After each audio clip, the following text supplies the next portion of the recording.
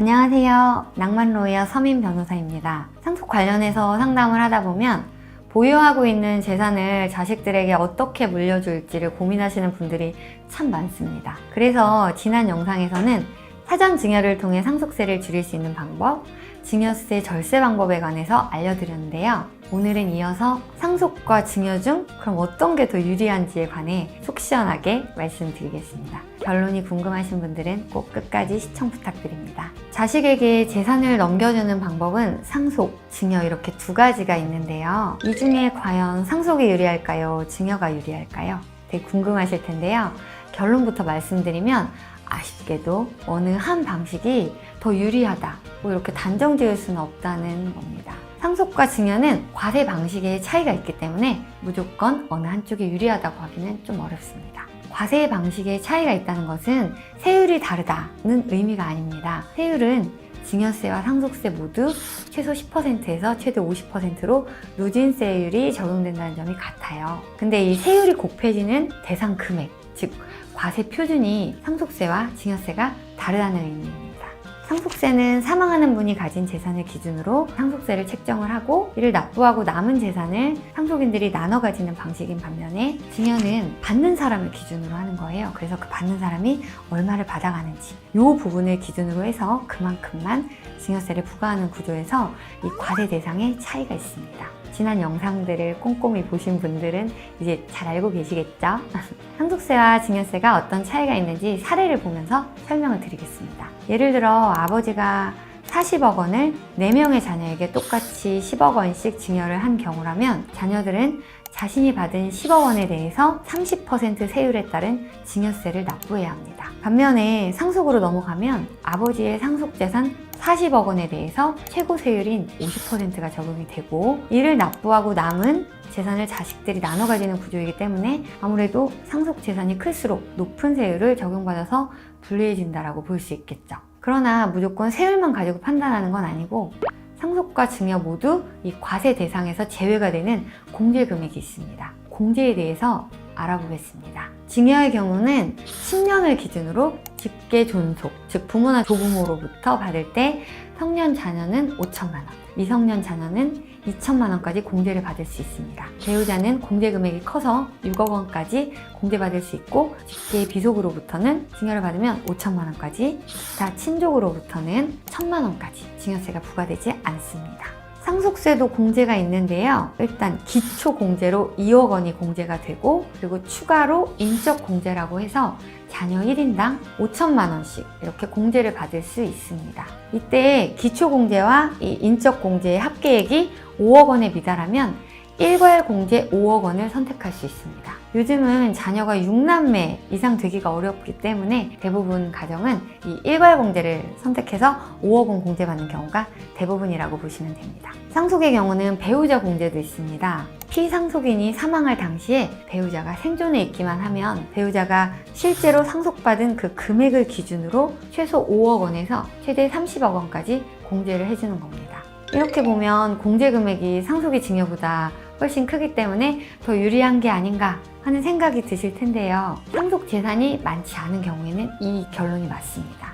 따라서 상속 재산이 많지 않다라고 할 때는 상속을 하는 게 보다 유리한 경우가 많습니다. 예를 들어 아버지가 10억 원을 배우자와 자녀 4명에게 2억 원씩 증여를 한 경우에는 배우자는 6억까지 증여세가 부과되지 않기 때문에 증여세를 낼 게 없고요. 자녀들은 5천만 원이 공제가 된 1억 5천만 원에 대해서 20%의 세율을 적용받아 각각 3천만 원씩 증여세를 납부해야 합니다. 반면 상속의 경우는 아버지의 상속재산 10억 원에 대해서 일괄 공제 5억 원, 그리고 아까 말씀드린 배우자 공제 최소 5억 원이 더해져서 총 10억 원 공제를 받기 때문에 납부할 상속세가 없게 됩니다. 아까 증여와 비교했을 때 보면 상속이 더 유리하겠죠? 하지만 상속 재산이 점점 더 커질수록 사전 증여를 하는 것이 더 유리해질 수 있습니다. 예를 들어 아버지가 50억 원을 배우자와 4자녀에게 똑같이 10억 원씩 증여한 경우를 보면 배우자는 6억을 공제하고 남은 4억 원에 대해서 20%의 세율이 적용되어 8천만 원의 증여세가 나오고 자녀들은 5천만 원을 공제하고 남은 9억 5천만 원에 대해서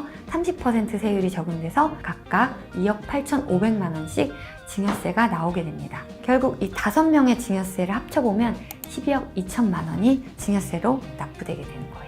반면에 상속의 경우는 상속재산 50억 원에 대해서 일괄 공제 5억 원, 배우자 공제는 배우자가 실제로 받은 10억 원을 기준으로 하기 때문에 10억 원이 공제가 돼서 총 15억 원이 공제가 되게 됩니다. 그러면 50억 원에서 15억 원을 뺀 이 35억 원에 대해서 최고세율 50%가 적용이 돼서 17억 5천만 원의 상속세가 부과됩니다. 아까 증여세로 12억 2천만 원을 내는 것보다 상속세로 납부하는 금액이 더 크죠? 그렇기 때문에 상속재산이 많은 경우에는 사전에 증여를 하는 것이 세금적으로 유리할 수 있습니다. 여기까지 보면 상속재산이 많은 사람은 증여가 더 유리하다, 이렇게 또 보실 수 있는데요. 하지만 이 논리가 또 항상 맞는 게 아니에요. 만약에 증여가 있은 후에 10년 내에 이 피상속인이 돌아가셨다, 10년 내에 상속이 개시가 된다면 10년 안에 있었던 증여는 상속세 계산을 할 때 합산이 되는 그런 경우가 생겨요. 상속세에 합산이 돼서 다시 계산을 하기 때문에 과세표준인 이 상속세 파이가 커지겠죠. 그래서 높은 세율을 적용받게 됩니다. 물론 이 합산한 재산을 기준으로 계산된 상속세에서 예전에 증여 당시에 납부했던 증여세는 차감을 해주기 때문에 이중과세는 아니에요. 하지만 말씀드린 대로 합산돼서 전체 파이가 커지니까 이건 좀 불리해질 수 있다는 점은 고려하셔야 할 것 같습니다. 상속 전 증여 재산 합산에 대해서는 지난 영상에서도 자세히 설명드렸으니까요. 궁금하신 분들은 지난 영상 한 번씩 찾아보시면 도움이 될 것 같습니다.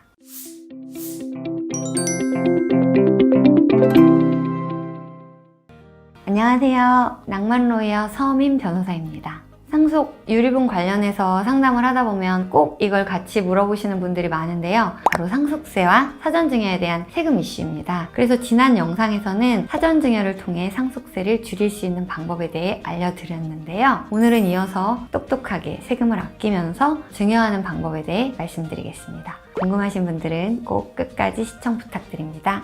증여세는 상속세와 달리 받는 사람을 기준으로 받아가는 사람이 얼마를 받아가느냐에 따라 그만큼만 세금을 부과하는 구조입니다. 지난번에 상속세는 사망하는 분이 가진 전 재산을 기준으로 상속세를 부과하고 남은 재산을 상속인들이 나눠서 가지는 방식이라고 말씀드렸죠. 증여세와 상속세 모두 세율은 최소 10에서 최대 50%까지 단계별로 누진세율이 적용되는 점은 동일하지만 공제 금액이 상속세가 증여세에 비해 훨씬 크다는 점에서 차이가 있습니다. 증여세도 공제되는 금액, 즉 세금이 부과되지 않는 면세점이 있는데요. 그 구간을 잘 이용하시면 증여세 납부 없이 얼마든지 자식들에게 증여를 해주실 수 있습니다. 공제받을 수 있는 구간은 나를 기준으로 해서 이렇게 4그룹으로 나눠보시면 돼요. 먼저 직계 존속 그룹한테서 5천만 원까지 받는 것은 증여세가 부과되지 않습니다. 단 내가 미성년 자녀일 때는요, 또는 미성년 손자녀일 때는요, 증여하는 금액이 2천만 원까지만 공제가 됩니다. 내 직계비속이 나보다 더 부자일 수도 있어요. 그럼 직계비속한테서부터 또 증여를 받을 수 있는데요. 그때도 5천만 원까지 증여세가 부과되지 않습니다. 배우자는 우리 법이 재산 형성을 같이 했다고 보기 때문에 면세 금액이 상당히 커서 6억 원까지 증여세가 부과되지 않습니다. 그 외에 기타 친족, 예를 들면 시부모님, 장인, 장모님으로부터 받는 돈은 1천만 원까지 증여세가 부과되지 않습니다. 여기서 중요한 건 처음 증여한 때로부터 10년을 기준으로 금액을 판단하기 때문에 증여한 지 10년이 지나면 다시 면세 금액이 살아난다는 점입니다. 예를 들어 2024년에 아버지가 아들에게 5천만 원을 주셨어요. 이건 증여세 공제가 되겠죠. 그런데 그 후에 1년 있다가 25년에 할아버지가 또 그 손자에게 5천만 원을 주셨어요. 이건 공제가 될까요? 안 될까요? 이건 공제가 안 됩니다. 왜냐면 아버지와 할아버지는 같은 직계 존속 그룹에 속해 있기 때문에 이 그룹에서 10년 동안 5천만 원까지만 공제가 되기 때문입니다. 다음 사례를 들어볼게요. 2024년에 아버지가 아들에게 5천만 원을 주셨어요. 이건 증여세 공제가 되겠죠. 그런데 2025년에 장인어른이 사위에게 1천만 원을 주셨습니다. 이 금액은 공제가 될 수 있습니다. 왜냐면 장인어른은 직계 존속 그룹이 아니라 기타 친족 그룹에 속해 있기 때문에 받아도 또 공제를 받을 수 있는 거죠.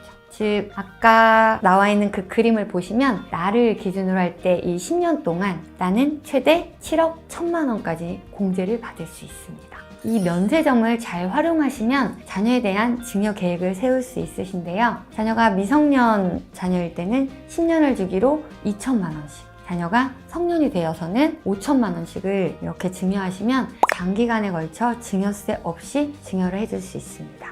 여기서 하나 주의하실 점이 있는데요. 처음 증여를 한 날로부터 10년이 지나야 다시 면세 구간이 살아난다는 거지, 1살부터 10살까지 공제 금액이 있고 11살부터 20살까지 또 공제 금액이 있고, 이런 게 마일리지처럼 쌓이는 그런 구조가 아니라는 거예요. 그래서 증여를 일단 먼저 실행을 해 주셔야 그때로부터 이 10년의 기간이 기산이 되니까 잘 주의하셔야 될 것 같습니다.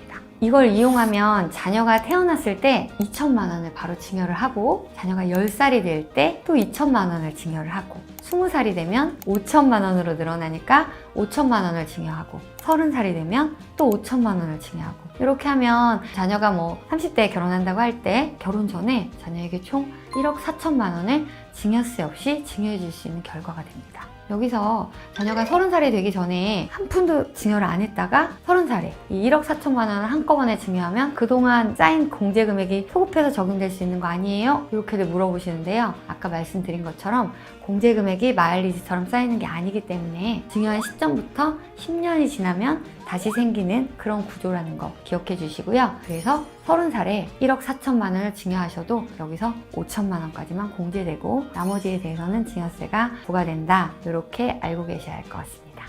그런데 5천만 원, 2천만 원 이렇게 목돈으로 증여하는 게 금액이 참 부담스러울 수 있잖아요. 5천만 원이라는 거는 10년 안에 이 금액만큼이 공제된다는 의미이기 때문에 이 금액을 연으로 쪼개든 월로 쪼개든 쪼개서 매월 이렇게 증여하는 방법도 있을 수 있어요. 사례와 같이 10년 동안 2천만 원 또는 5천만 원을 넘지 않는 선에서 매월 적금처럼 나눠서 지급을 하실 수 있다는 의미입니다. 적금처럼 이렇게 증여를 했을 때 매 달마다 신고를 그 금액만큼 계속 해야 될까요? 신고를 해야 증여의 효력이 생기는 건 아니에요. 원래는 까먹지 않으려고 그냥 이렇게 신고하는 부분이기는 한데, 나중에 입증할 때 편하려고 이렇게 하는 거긴 한데, 그래도 하시는 게 좋을 것 같아요. 안 한다고 해서 특별히 마이너스 되는 건 아닌데.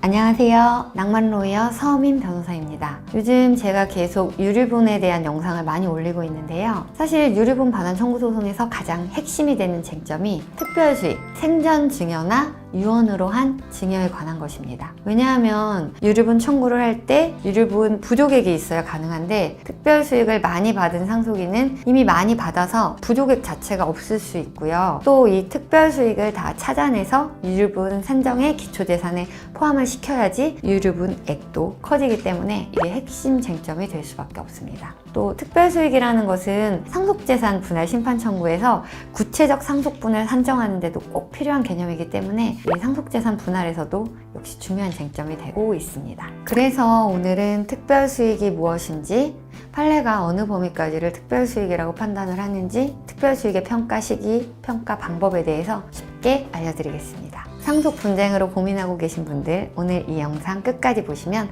많은 도움이 되실 겁니다. 특별수익이란 피상속인으로부터 유증 또는 생전 증여받은 재산을 말합니다. 유증은 무조건 특별수익이 되고요. 생전 증여는 상속분의 선급으로 볼 수 있는지를 기준으로 결정됩니다. 따라서 생전 증여는 피상속인이 증여한 모든 재산이 다 해당이 되는 게 아니고요. 아버지가 장차 상속인으로 될 우리 자녀에게 나중에 이렇게 상속이 개시되면 돌아갈 그런 상속 재산 중에 그의 몫의 일부를 좀 미리 주는 거, 이렇게 상속분의 선급으로 볼 수 있는 그런 증여만 특별수익에 해당이 됩니다. 예를 들어서 상속인이 5명인데 그중 1명은 생전에 아버지한테서 부동산, 현금을 아주 많이 받았고, 다른 1명은 그보다 좀 적게 받았고, 나머지 3명은 하나도 못 받았을 때 이런 특별수익을 어떻게 계산을 하고 또 어떻게 처리할지, 많이 받은 상속인이 그럼 이것들을 다른 상속인에게 돌려줘야 하는지, 이런 문제가 발생할 수 있어요. 그래서 특별수익은 상속에서 아주 중요한 쟁점이고 신경을 많이 써야 하는 부분입니다.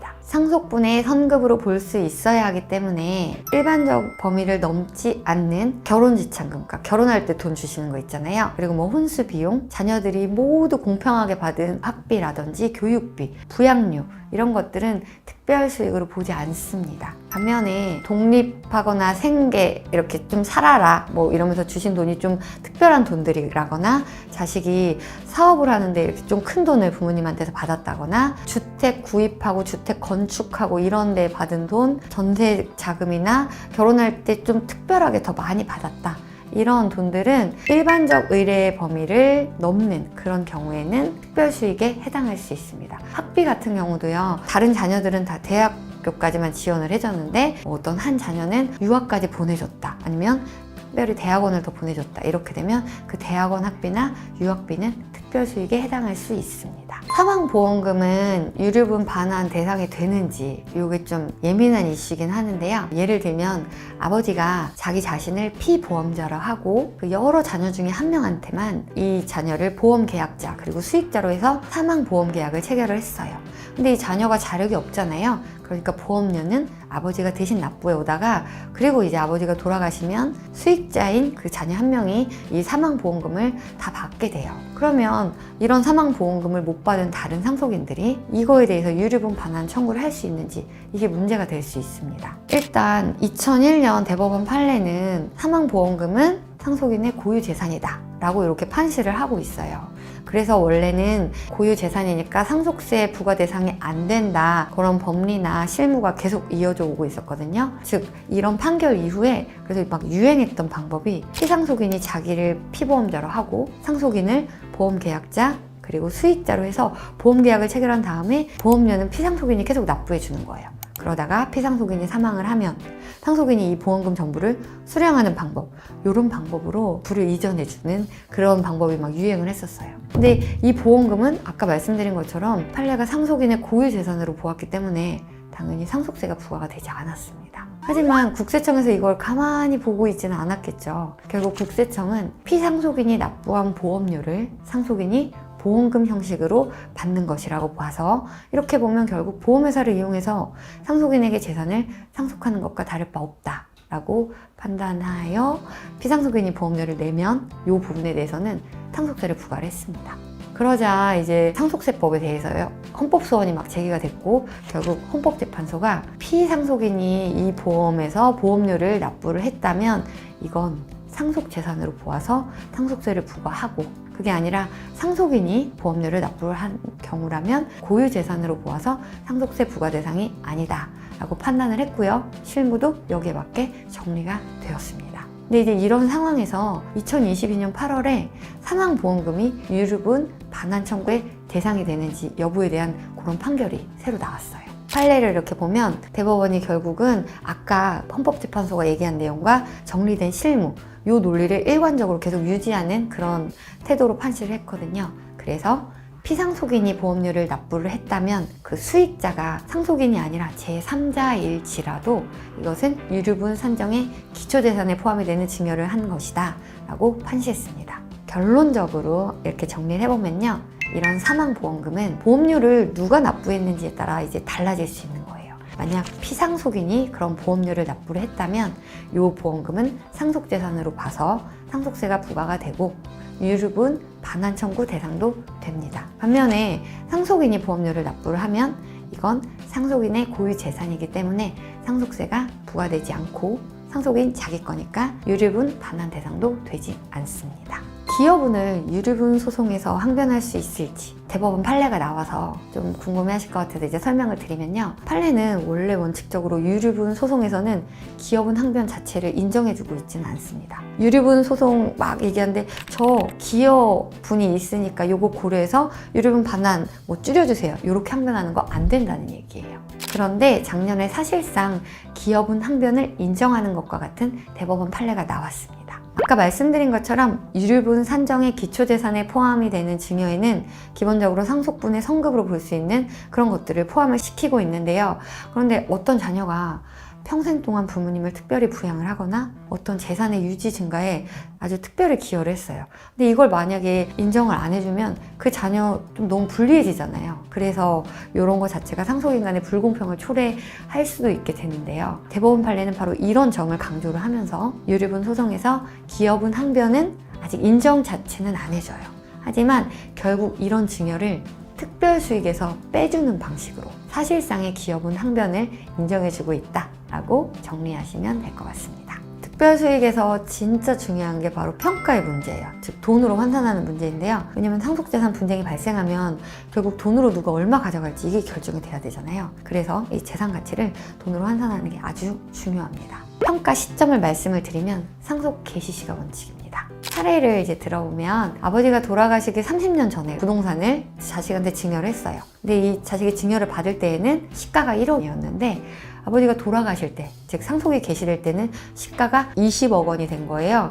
그러면 이걸 평가를 어떻게 해야 되느냐? 1억 원이 아니라 20억 원을 증여받은 걸로 이렇게 평가되는 게 원칙입니다. 그런데 우리 2023년 5월에 이렇게 증여받은 부동산을 상속 개시 전에 처분을 할 수도 있잖아요. 이렇게 처분을 했을 때 이 증여 부동산은 그럼 어떻게 평가를 할지에 대한 그런 판결이 나와서 좀 소개를 해드릴게요. 대법원은 수증자가 증여받은 재산을 상속 개시 전에 처분한 경우에 유류분을 산정함에 있어서 이 증여 재산은 처분 당시에 가액을 기준으로 이렇게 하고요. 대신 상속 개시 시까지 또 시간이 있잖아요.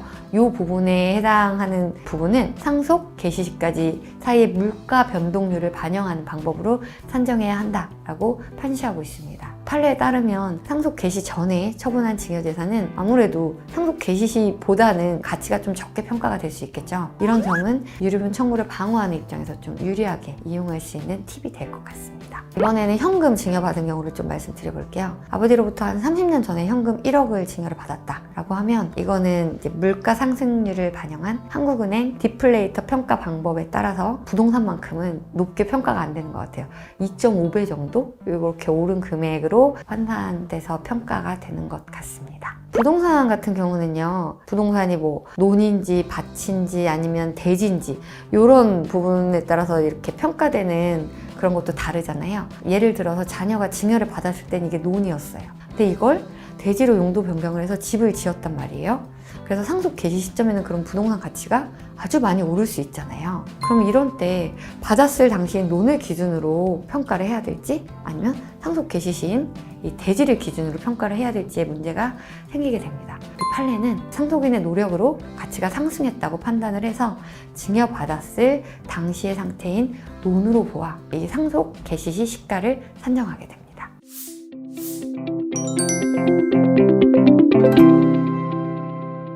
안녕하세요. 낭만로이어 서민 변호사입니다. 상속 유류분 관련해서 상담을 하다 보면 꼭 이걸 같이 물어보시는 분들이 많은데요. 바로 상속세와 사전증여에 대한 세금 이슈입니다. 그래서 오늘은 상속과 관련해서 생길 수 있는 세금 문제, 상속세와 사전증여에 대한 영상을 준비했습니다. 똑똑하게 절세할 수 있는 꿀팁도 알려드릴 예정이니까요. 궁금하신 분들은 꼭 끝까지 시청 부탁드립니다. 상속세는 사망하신 분이 가진 재산을 기준으로 세금을 부과하고 이것을 상속인들이 각자 나눠서 납부하는 방식입니다. 따라서 사망하신 분이 재산이 많을수록 높은 세율이 적용돼서 상속세 금액이 커지는 구조인데요. 이에 반해 증여세는 받아가는 사람을 기준으로 얼마를 받아가느냐에 따라서 그 받아가는 만큼만 세금을 부과하는 구조입니다. 그렇다 보니 상속세 부과의 기초가 되는 상속재산을 미리 증여를 해두면 상속재산이 줄어들어서 상속세 부과 금액을 줄일 수 있지 않을까 하는 절세 방법에 대해 많은 분들이 고민하시는 것 같습니다.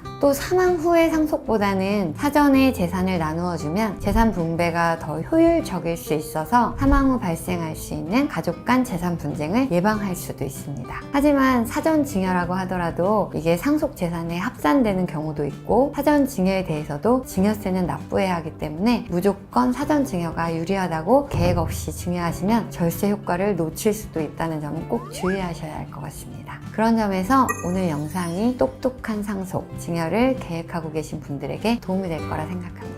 다만 이번 7월에 자녀들에 대한 인적 공제액이 5천만 원에서 5억 원으로 크게 증액된 상속세 개정안이 나왔어요. 만약에 12월에 국회에서 통과가 된다면 내년 1월부터 개시되는 상속에 대해서 바로 적용이 될 예정이긴 하지만 어디까지나 이것도 통과가 되어야지 적용이 되는 부분이고요. 물론 그래서 굳이 이거 뭐 사전 증여할 필요 없지 않느냐 이런 의견도 있지만요. 말씀드린 것처럼 개정안은 아직은 개정안이기 때문에 현 시점에서는 개정안보다는 현행법 하에서의 절세 방법을 잘 알고 계시는 게 현명할 것 같습니다. 사전 증여는 어떤 이유로 상속세를 절세하는 방법이 될 수 있을까요? 첫째, 상속 개시 당시로부터 일정 기간 전에 증여받은 재산은 상속 재산에 합산이 되지 않습니다. 아까 말씀드린 것처럼 상속세는 증여세와 달리 피상속인의 상속 재산을 다 합쳐서 과세하기 때문에 누진세율을 적용받으면 세금이 어마어마해질 수 있습니다. 따라서 이 상속 재산을 줄이기 위해서 사전에 증여하는 것이 상속세를 절세하는 방법이 될 수 있는데요. 하지만 국세청이 그렇게 호락호락하지는 않기 때문에 여기에 기간 제한이 좀 있습니다. 원래는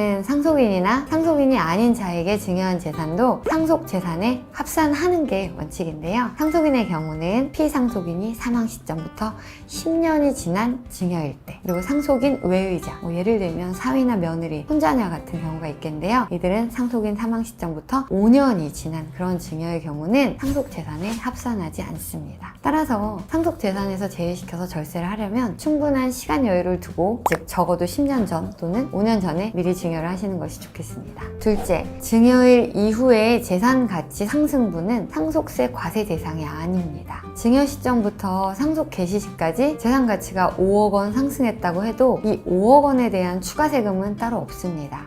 예를 들면 2017년에 자녀에게 그 당시 시가로 10억 원짜리 부동산을 증여를 한 후 이 부동산이 가치가 상승해서 2024년에 상속이 개시가 되었고, 2024년에는 그 부동산 가치가 올라서 15억으로 평가가 된다고 하더라도 이 합산되는 평가액은 증여 당시 시가인 10억 원이 됩니다. 2017년이면 10년 전 증여잖아요. 그러니까 상속 재산에 합산은 된다는 거 잘 알고 계시죠? 그래서 합산은 되지만 평가액은 증여 당시 가액인 10억 원이 된다는 의미입니다. 셋째, 증여재산에 대한 운용소득 및 투자 수익은 상속세 과세 대상이 아닙니다. 자녀에게 주식을 사주거나 투자를 해준 경우에 그 증여받은 재산에서 발생하는 수익은 상속세나 증여세 과세 대상이 아닙니다. 그렇기 때문에 상속 개시 전 가치가 많이 오를 수 있는 재산을 미리 증여해두면 세금을 절세할 수 있는 좋은 방법이 됩니다. 그럼 미리 증여를 하는 것이 나중에 상속세를 적게 내는데 도움이 될 수 있는 구체적인 방법에 대해서 사례를 들어서 좀 설명을 해드릴게요. 상속세는 저를 기준으로 할 때 제가 사망할 당시 가진 전 재산에 대해 부과되는 그런 세금입니다. 따라서 제가 죽을 때 남은 재산이 없을수록 상속세는 적게 내게 되는데요. 그래서 제가 자식들에게 미리 재산을 증여하면 저는 남는 재산이 줄어들 테니까 상속세를 절감하는 방법이 될 수 있겠죠. 하지만 과세당국이 그렇게 허술하지 않기 때문에 제가 죽기 10년 전에 1순위 상속인, 즉 배우자, 자녀에게 증여한 재산은 합산을 해서 상속세를 부과를 합니다. 그림에서처럼 2024년에 상속이 개시됐다고 하면 2017년에 증여한 재산은 아직 10년이 안 지났기 때문에 상속재산으로 합산을 하게 됩니다. 그럼 이 부동산은 얼마로 평가해서 합산돼야 될까요? 증여 당시인 2017년은 그 평가액이 10억 원이었는데 부동산이 많이 올라서 2024년 평가액은 15억 원인 경우에 증여 당시 평가액인 10억 원을 기준으로 합산을 하게 됩니다. 여기서 중요한 포인트는 5억 원의 이 가치 상승분에 대해서는 세금이 부과되지 않기 때문에 이럴 때 미리 증여하는 것이 세금적으로 유리하다는 점입니다. 따라서 이 사안에서 과세당국은 10억 원으로 합산한 이 상속 재산을 기준으로 상속세를 계산해서 2017년에 미리 납부했던 증여세 2억 2,500만 원을 뺀 나머지 금액만을 부과하게 됩니다. 좀 다른 내용을 설명드리면, 만약 2013년에 증여를 한 경우라면 이때는 상속 개시시로부터 10년이 지났기 때문에 아예 상속 재산에조차 합산이 되지 않습니다. 그래서 이때는 증여 당시 납부한 증여세로 세금 이슈는 끝이 납니다.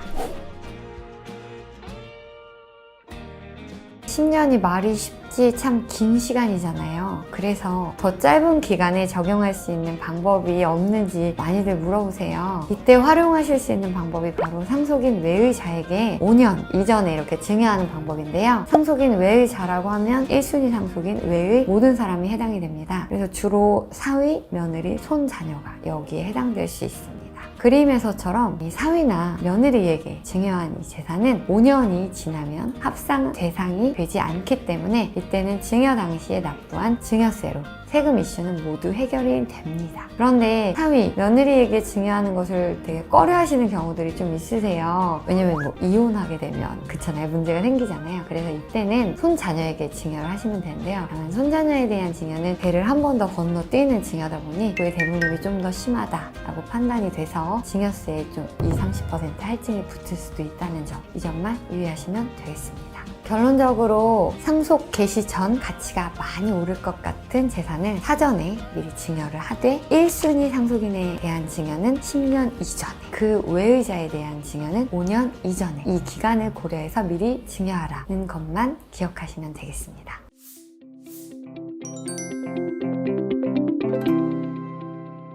안녕하세요. 법무법인 청성에서 가사상속을 전문으로 맡고 있는 낭만로이어 서민 변호사입니다. 상속 분쟁에서 명확한 교통정리가 안 되는 사건 중 하나가 바로 부모님의 치매 상황에서의 증여 또는 유증 문제입니다. 치매 상황을 잘 알면서 교묘히 재산을 받아가거나 유증을 유도한 자녀가 있는 경우 형제 자매끼리의 분쟁은 괘씸하다는 마음까지 보태져서 심각한 수준에 이르는 경우를 꽤 많이 봤습니다. 그래서 오늘은 치매 상태에서의 증여가 어떤 때 무효가 될 수 있는지, 만약 무효 인정을 못 받는다면 다른 상속인들이 유류분 반환 청구까지 해야 하는지에 대해서 설명해 드리겠습니다.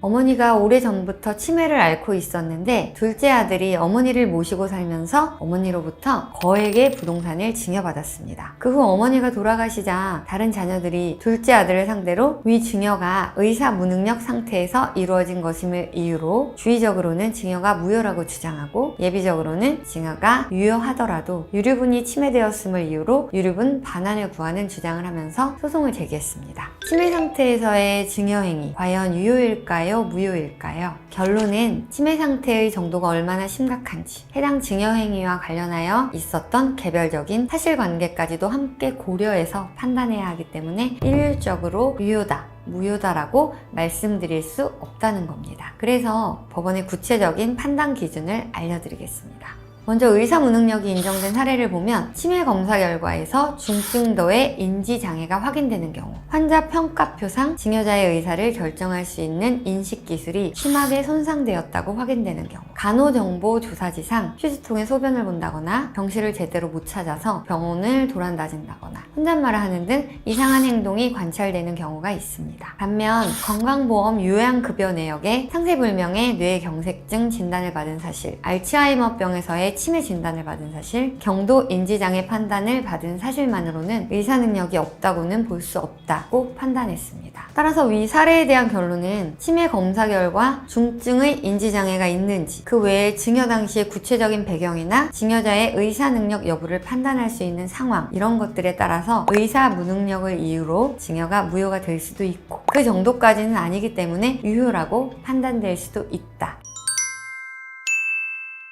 유류분 반환 청구권은 1년이라는 기간 제한이 있습니다. 민법 제1117조에 대해서 판례는 유류분 권리자가 상속이 개시되었다는 사실과 증여 또는 유증이 있었다는 사실, 그 증여나 유증이 반환하여야 할 것임을 안 때부터 이 1년의 소멸시효가 진행한다는 입장을 취하고 있습니다. 이는 상속이 개시되고 자신이 상속인이 되었음을 알고 증여나 유증 사실을 알았을 뿐만 아니라 그 증여나 유증이 유류분을 침해해서 반환 청구를 할 수 있게 되었음까지 알게 된 때를 의미합니다. 따라서 이론상으로는 피상속인의 사망 후 1년이 지난 후라도 피상속인의 사망 사실 그리고 증여 유증 사실을 예전에는 알았지만 그 증여나 유증이 유류분을 침해한다는 것은 최근에 알게 되었다라고 주장을 할 수도 있습니다. 예를 들면 치매 상태에서의 증여로서 증여가 무효다 라면서 소송을 통해 다투고 있는 경우에는 이게 무효인 증여이기 때문에 그게 내 유류분을 침해하는 줄 몰랐다. 하지만 이 증여 무효 소송 결과 증여가 유효다 라고 판단이 되어서 그때야 비로소 유류분이 침해되었다를 알게 되었다 라면서 시효가 진행하지 않았다고 이렇게 주장을 하는 경우입니다. 하지만 이런 주장은 사실관계에 따라 인정이 되지 않을 수도 있고 판례는 소송상 증여에 대해서 무효 주장을 했다 이런 사실만으로는 이 유류분 권리자가 증여가 무효다 라고 믿고 있었기 때문에 유류분 반환 청구권을 행사할 수 없었다 라는 점을 쉽게 인정하지 않습니다. 따라서 증여 무효 소송을 제기하더라도 예비적으로는 유류분 반환 청구를 같이 진행하거나 피상속인의 사망 시점 1년 안에 유류분 반환 청구를 하는 것이 안전합니다. 오늘 설명드린 내용처럼 치매 부모님을 두고 계신 분들이라면 부모님이 돌아가시기 전에 그 나중에 발생할 수 있는 상속 분쟁을 원활하게 해결하기 위해서 꼭 이렇게 하셨으면 좋겠습니다. 첫째, 수증자 입장에서는 증여를 받을 때 피상속인이 치매 초기 상태라면 중증 장애가 아닌 정상적인 상태인지를 점검을 한번 해보시고 피상속인의 의사가 명확한 것임을 증명하기 위한 녹음을 해두거나 경증 치매 상태라는 점에 대한 소견을 확보해 두시는 것이 좋습니다. 반대로 부모님이 중증 치매 상태에서 자꾸 누군가한테 재산을 증여하는 것 같다면 반드시 중증 상태임을 증명할 수 있는 진료 기록, 환자 평가표, 간호정보 조사지 등을 꼭 확보해 두시고 의사 능력 결여로 보이는 이상한 행동을 하는 영상 촬영을 해두시면 도움이 될 겁니다. 둘째, 치매 부모님이 돌아가시기 전에 증여 사실에 대한 증거를 수집해 두는 것이 좋습니다. 증여 사실은 해당 재산을 상대방이 받았다라는 것뿐만 아니라 이걸 아무런 대가 없이 그렇게 받게 되었다라는 점까지 입증이 되어야 하는데 피상속인이 사망한 후에는 이 점을 입증하는 게 용이하지 않기 때문입니다. 상대방의 특별수익에 대해서 누구보다도 증여자가 그 사실을 잘 알고 있고 거기에 대해서 많은 증거를 가지고 있기 때문이며 그렇기 때문에 재판에서 이 증여자가 직접 남긴 증거를 중요하게 판단하는 이유이기도 합니다.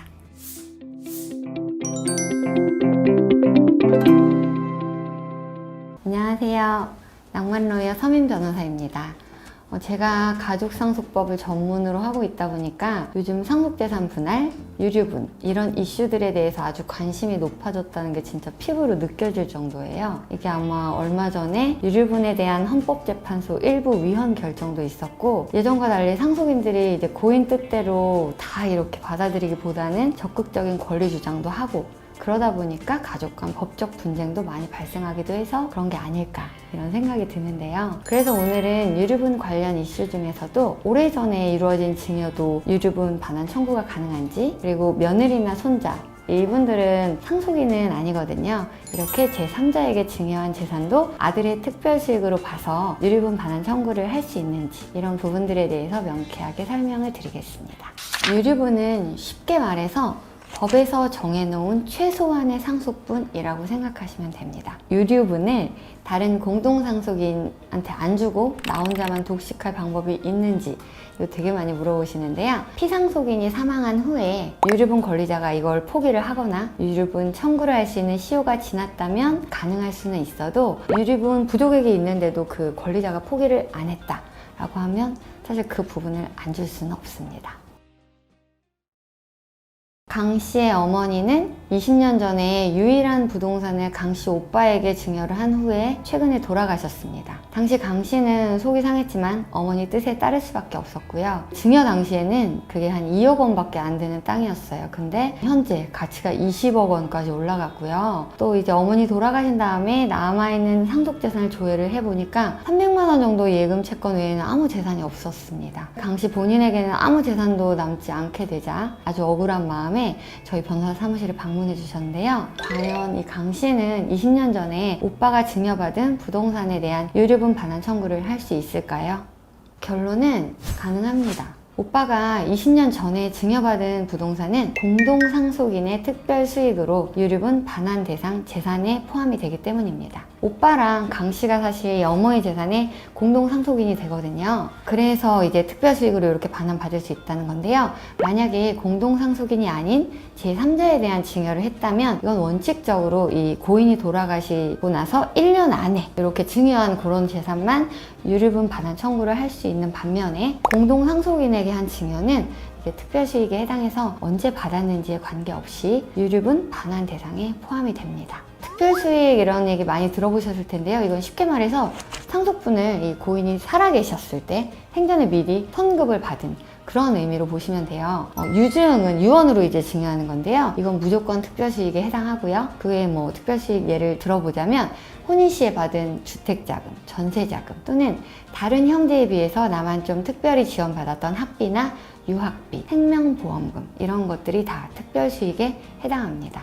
특별수익을 평가하는 시점도 아주 중요한데요. 상속 개시시가 원칙이에요. 그래서 우리 사례에서 오빠가 증여받았을 때는 20년 전이잖아요. 그런데 그때가 아니라 어머니가 돌아가신 이 상속 개시 시점, 현재 시점을 기준으로 봐야 되기 때문에 20억 원으로 평가가 되어야 하는 겁니다. 따라서 강 씨는 오빠에게 이 부동산 가액 20억 원 중에서 법정 상속분의 2분의 1인 5억 원을 유류분으로 청구할 수 있습니다. 그런데 간혹 이런 경우도 있습니다. 이제 D씨의 자녀예요, ABC가. 근데 이 D씨가 B씨한테만 준 게 아니라 B씨의 배우자, 즉 자기 며느리한테도 이 서울 화양동 소재의 부동산을 B 아들 그리고 며느리 C에게 절반씩 각각 증여를 한 후에 한 8년쯤 지난 후에 사망을 하셨어요. 그러자 이제 A씨가 자기가 아니라 B랑 그 B의 와이프 며느리한테 이렇게 유류분 침해가 있다라고 해서 유류분 반환 청구 소송을 제기를 했어요. 뭐라고 주장하셨냐면 며느리에 대한 증여가 제3자가 아니라 아들, 즉 법정 상속인에 대한 특별 수익에 해당한다 라고 먼저 주장을 했고요. 만약에 이게 받아들여지지 않는다고 하더라도 이 며느리에 대한 증여도 제3자에 대한 증여로 볼 수 있거든요. 이럴 경우에는 제3자에 대한 증여의 요건에 맞춰서 증여를 하는 사람 그리고 증여를 받는 사람이 모두 이 증여 당시에 유류분 권리자인 A씨에 대한 손해가 있을 걸 알고도 증여를 받았다는 이런 이유로 이 며느리 C가 받은 이 지분도 유류분 반환 대상에 포함이 되어야 한다라고 예비적으로 이렇게 주장을 하셨어요.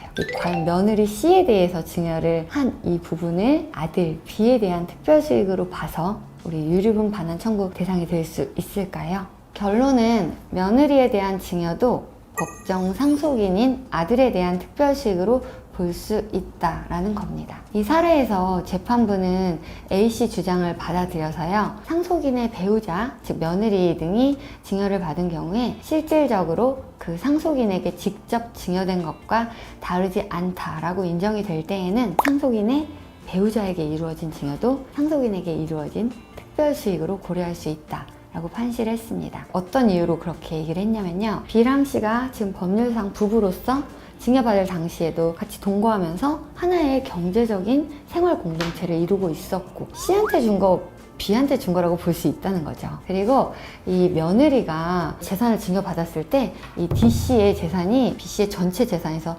48%나 차지하는 큰 그런 재산이었거든요.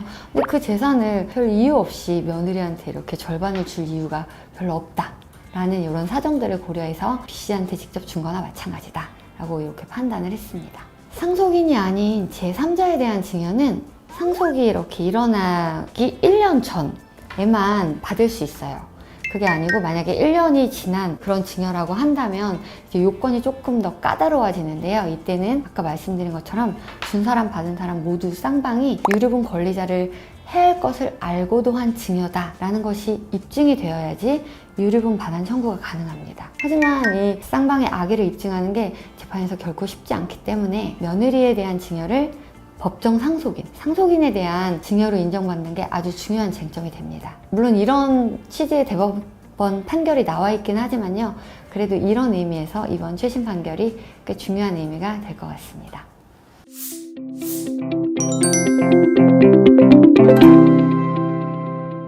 안녕하세요. 법무법인 청성에서 가사상속을 전문으로 맡고 있는 낭만로이어 서민 변호사입니다. 오늘은 유류분 반환 청구에서 아주 중요한 쟁점이 되고 있는 특별수익에 해당하는 증여재산의 평가 시기 및 방법, 그리고 유류분 반환 청구권의 행사기간에 대해 대법원 판례와 저희가 직접 수행한 사건을 바탕으로 쉽고 명쾌한 지식을 전달해 드리겠습니다. 피상속인이 2014년경에 사망을 했고 공동상속인으로 자녀 A, B 그리고 배우자 C가 있었습니다. 피상속인은 1995년경에 자기가 가지고 있었던 토지를 배우자 C에게 증여를 했고 2009년경 이 배우자 C가 증여받은 이 토지가 한국토지주택공사의 수용보상금 50억 원을 받으면서 수용이 되었습니다. 피상속인이 사망을 하자 자녀 A, B는 배우자 C를 상대로 유류분 반환 청구 소송을 제기하면서 증여 부동산의 평가 시기를 상속 개시 당시로 주장을 했습니다. 그러면서 피상속인이 사망한 2014년 기준 토지의 가액인 70억을 기준으로 유류분액 산정을 주장했습니다. 배우자 C가 증여받은 토지가 유류분 반환의 대상이 되는 경우에 이 토지의 평가 시기를 언제를 보는 게 맞을까요? 상속 개시 당시로 보는 게 맞을까요? 아니면 2009년 수용 당시로 보는 게 맞을까요? 그리고 하나 더, 부동산을 받았다고 평가하는 게 맞을까요? 아니면 수용 보상금을 받았다고 평가하는 게 맞을까요? 유류분 산정의 기초가 되는 증여 부동산의 가액 평가 시기는 상속 개시 당시가 원칙입니다. 하지만 증여 이후 상속이 개시되기 전에 이 증여받은 사람이 부동산을 팔아버리거나 아니면 이 사례처럼 해당 부동산이 수용되는 경우에는 상속 개시 당시에는 부동산이 남아있지 않기 때문에 이 경우에도 부동산으로 봐서 또 상속 개시 당시의 시가를 기준으로 해서 판단하는 게 타당한가에 대한 문제의식이 계속 있어 왔습니다. 이에 대법원은 2023-518 선고, 2019-4222-867 판결을 통해서 증여부동산이 상속 개시 전 수용되면서 수용보상금을 지급받게 되는 경우 재산의 평가 시점 및 방법에 대해서 처음으로 명확한 입장을 밝혔습니다. 대법원은 해당 증여재산의 처분 당시 가액을 기준으로 상속 개시 시까지의 물가 변동률을 반영하는 방법으로 산정함이 타당하다라고 판시했습니다. 아까 설명드린 이 사례로 다시 말씀을 드리면 2009년 수용될 때 받은 보상금은 50억 원인데요. 이 보상금 50억 원을 기준으로 해서 상속이 개시된 2014년까지의 물가 변동률을 반영한 방법으로 산정된 금액이 유류분의 산정의 기준이 된다는 의미입니다. 물가 변동률은 보통 현금 디플레이터 방법이 많이 쓰이는데요. 이건 쉽게 생각해 보시면 10년 전에 1,000만 원이랑 인플레이션도 되고 물가 변동이 많이 됐는데 지금 1,000만 원은 가치가 다르잖아요. 그 달라지는 가치를 측정하는 어떤 방법이라고 보시면 됩니다. 현금보다는 아무래도 부동산의 가치가 더 빨리 많이 오르잖아요. 그러다 보니 이 대법원 판결로 인해서 유류분 산정 기준액이 부동산을 기준으로 주장한 70억보다는 아무래도 좀 줄어들었겠죠.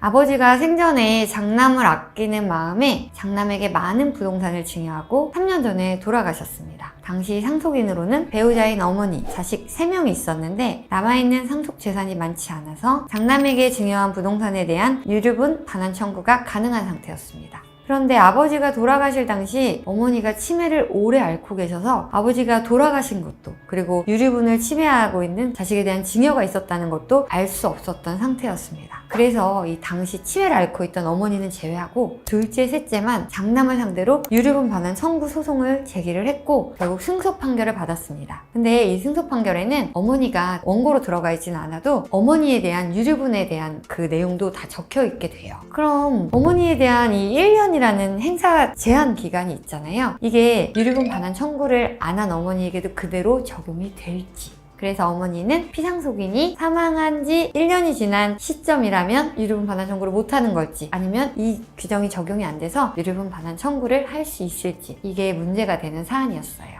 결론은 피상속인이 사망한 지 1년이 지났고 유류분 침해 행위가 있은 지 1년이 지났어도 어머니가 치매 상태여서 위 두 가지 사실을 모두 알 수 없었다는 점이 입증이 된다면 소멸시효가 진행되지 않는다고 볼 수 있어서 유류분 반환 청구가 가능하다는 것입니다. 물론 장남에 대한 증여 당시나 피상속인의 사망 당시에 어머니의 치매 증상이 아주 심각해서 이 사실들을 제대로 판단할 수 없었다는 점에 대한 입증이 이 소송의 관건이었는데요. 다행히 이 의뢰인분들께서 저에게 찾아오셨을 때는 이 치매 진료 기록이 장시간 이어진 중증 치매에 해당한다는 소견으로 잘 정리가 되어 있었고, 그래서 결국 이 소송에서는 시효가 진행하지 않는다는 판단을 받을 수 있었습니다.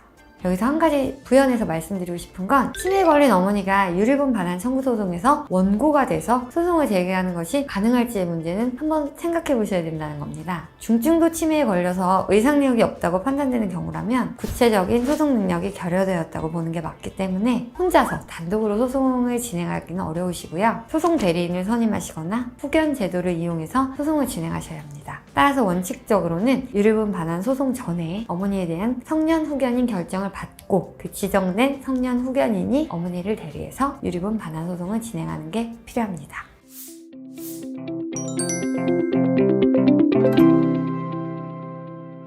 안녕하세요. 낭만로이어 서민 변호사입니다.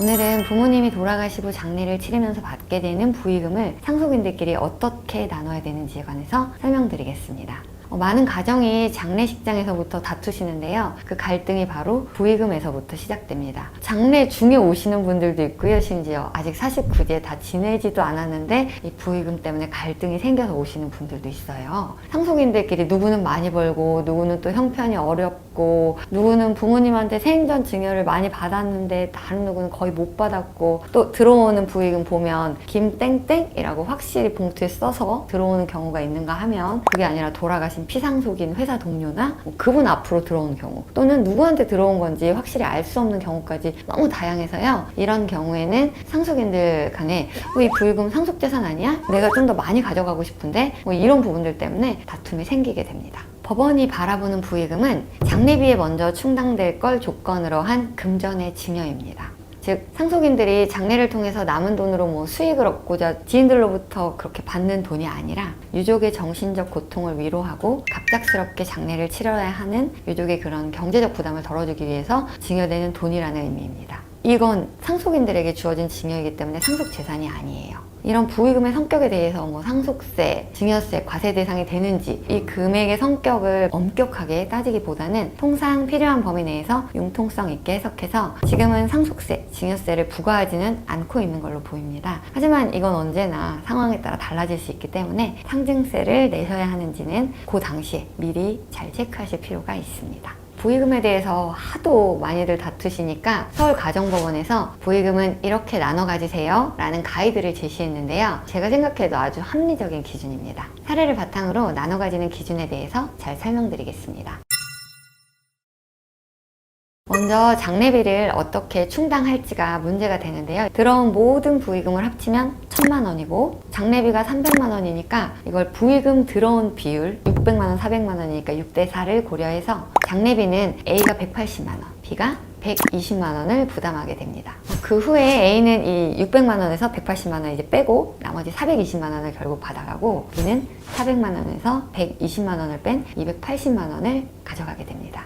부의금은 상속인이 아니거나 상속 자격이 없는 사람이 받은 돈이라도 모두 장례비로는 먼저 충당이 되어야 하기 때문에 사례를 만약 바꿔서 이 B가 상속 포기를 해서 상속인이 아니다 라고 하더라도 B 앞으로 들어온 400만 원까지도 장례비에는 먼저 충당되어야 한다는 점 주의하시면 좋을 것 같습니다. 이 경우에는 부의금 총액으로 지금 장례비가 부족한 경우잖아요. 이때는 장례비 부족분을 이제 어떻게 부담을 할지가 아주 중요한 문제가 되는데요. 일단 들어온 부의금은 전부 장례비에 충당을 하고 이제 부족한 장례비는 상속인들끼리 법정 상속분에 따라 부담하라는 것이 판례의 태도입니다. 따라서 1000만 원을 모두 장례비에 충당하고도 지금 장례비 200만 원이 부족하잖아요. 200만 원은 A와 B가 법정 상속분 1대1의 비율로 100만 원씩 부담하는 그런 결과가 됩니다.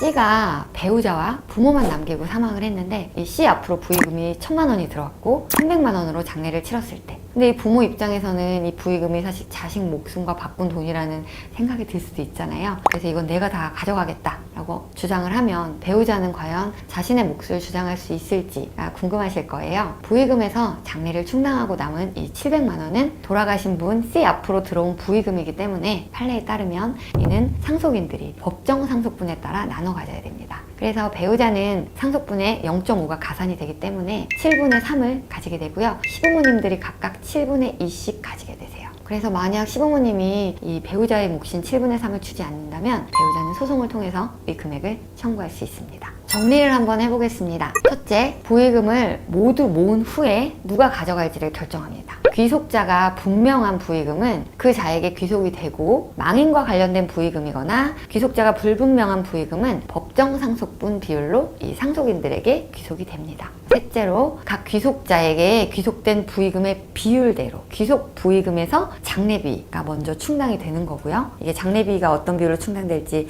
말씀드린 거고, 넷째는 장례비 충당한 다음에도 남은 부의금이 있으면 이건 이제 각자 자기한테 이렇게 귀속된 대로 그대로 가져가면 되고요. 다섯째, 부의금 총액으로 장례비가 부족한 경우에는 총액 모두를 장례비에 충당한 후에 이제 부족한 부분은 상속인들이 상속 비율로 부족분을 부담하게 됩니다.